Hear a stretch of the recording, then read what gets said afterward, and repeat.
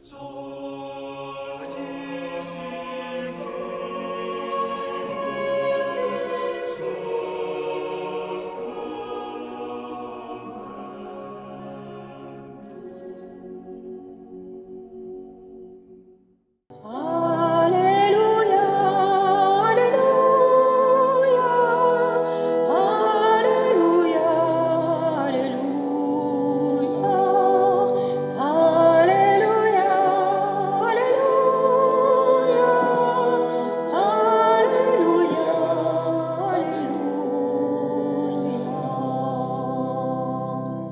Seigneur soit avec vous. Et avec votre esprit. Évangile de Jésus-Christ selon saint Luc. Gloire à toi, Seigneur. En ce temps-là, Jésus, marchant vers Jérusalem, traversait la région située entre la Samarie et la Galilée. Comme il entrait dans un village, 10 lépreux vinrent à sa rencontre. Ils s'arrêtèrent à distance et lui crièrent « Jésus, Maître, prends pitié de nous !» À cette vue, Jésus leur dit « Allez vous montrer aux prêtres. » En cours de route, ils furent purifiés. L'un d'eux, voyant qu'il était guéri, revint sur ses pas en glorifiant Dieu à pleine voix. Il se jeta face contre terre aux pieds de Jésus en lui rendant grâce. Or, c'était un Samaritain. Alors Jésus prit la parole en disant « Tous les 10 n'ont-ils pas été purifiés? Les 9 autres, où sont-ils? » Il ne s'est trouvé parmi eux que cet étranger pour revenir sur ses pas et rendre gloire à Dieu. Jésus lui dit « Relève-toi et va, ta foi t'a sauvé. » Acclamons la parole de Dieu. Louange à toi, Seigneur Jésus. Donc, gratuité du don de Dieu. Bon, c'est un Dieu est donateur. Et puis, je disais, donc, le mouvement auquel on est invité, c'est de nous souvenir du don gratuit de Dieu. Alors, ce que saint Paul a dit donc à Timothée dans sa lettre, souviens-toi de Jésus-Christ ressuscité d'entre les morts. Et puis donc Naaman qui va prendre, s'il emmène un peu de terre d'Israël, c'est justement pour faire mémoire. Voilà. Bon. Comme chacun de nous, hein, je sais pas, on peut avoir une croix dans notre maison, une icône, bon, mais nous sommes invités sans cesse à faire mémoire, à rendre grâce si vous préférez. Mais bon, c'est l'Eucharistie, quoi. Voilà. L'Eucharistie, c'est action de grâce. Donc, c'est ça le mouvement qui nous est proposé, non pas donc un calcul quant à nos mérites, puisque là, Naaman semble vouloir, je l'ai dit, rétribuer le prophète, et le prophète lui dit que c'est gratuit. Voilà, donc ça, voilà, Dieu donne gratuitement à celui qui veut bien recevoir. D'ailleurs, Jésus reprendra dans l'Évangile ce passage de l'Ancien Testament, vous savez, quand il est avec ses compatriotes, on va dire, ou à ceux qui pensent le connaître. C'est pas compliqué, hein, quand quelqu'un dit à Jésus « je te connais », souvent c'est le démon qui parle. Voilà. Je sais qui tu es, l'envoyé de Dieu. Et Jésus fait taire. De même qu'on lui dira dans son village « on sait qui tu es, le fils de Marie et de Joseph ». Et il réalisera peu de miracles en ce lieu, parce que justement les personnes ne sont pas dans l'acceptation de recevoir le don de Dieu. Alors vous le savez, je le dis souvent, de manière d'être, soit je reçois ce que Dieu me donne, donc je rends grâce, voilà, je fais mémoire du don divin. C'est nos vies, hein. C'est aussi traverser une épreuve, voilà, avec la grâce que Dieu nous accorde. Eh bien, si je ne reçois pas, je vais prendre, et prendre à l'inverse stérilise la relation avec Dieu. Alors vous avez Naaman, qui donc va être, qui est syrien, hein, qui est guéri par le prophète Élisée, et puis on a toujours un maître. Je vous rappelle que le maître est toujours aussi le serviteur avant d'être le maître. Hein. Jésus est maître, hein, vous avez entendu, un maître. Prends pitié de nous, Jésus, maître. Alors, Jésus, avant d'être maître, il est disciple, hein, bien sûr. Et il est au service, c'était dimanche dernier.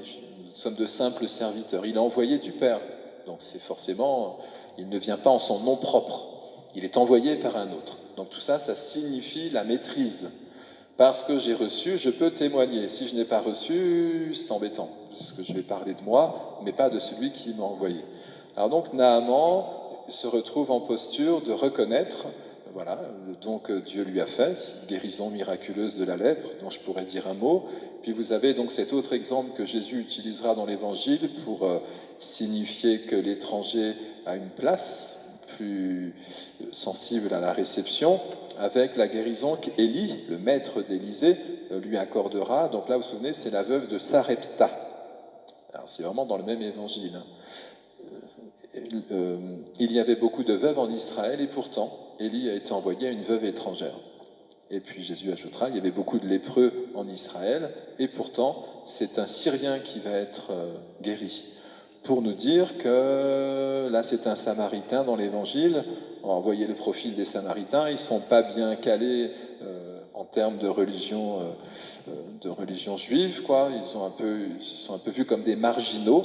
Vous connaissez les textes, hein. Vous vous souvenez de la parabole du bon Samaritain. Le prêtre change de trottoir, le lévite aussi, et le Samaritain prend soin de l'homme blessé au bord de la route.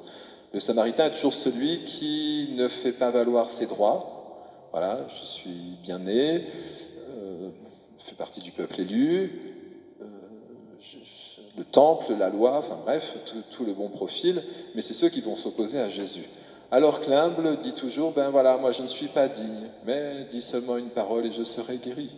Donc ces personnes ont fait l'épreuve par leur humilité et leur capacité à recevoir ou leur acceptation à recevoir le don divin. Ben, ils ont reçu ce que Dieu accorde, bien sûr, à ceux qui sont disposés à l'accueillir. C'est toujours la même danse, hein, ou les mêmes paroles qui nous sont dites tous les dimanches. C'est ce qui va se passer sur cet autel, hein, puisque nous rendons grâce. Écoutez bien les paroles de la consécration. Hein. On n'arrête pas de dire Jésus prit du pain, il rendit grâce. Et ça, c'est le geste du serviteur. Hein. Il prit du vin, il rendit grâce à nouveau. Rendre grâce, ça veut dire qu'il se tourne vers son Père. Mais comme pour la multiplication des pains, il se tourne vers son Père. Il rendit grâce. Et alors, la foule va être nourrie. Et voyez, comprenons bien que le geste du maître est toujours le même. Il se tourne vers son Père, et puis ensuite, il témoigne par un signe ou un miracle.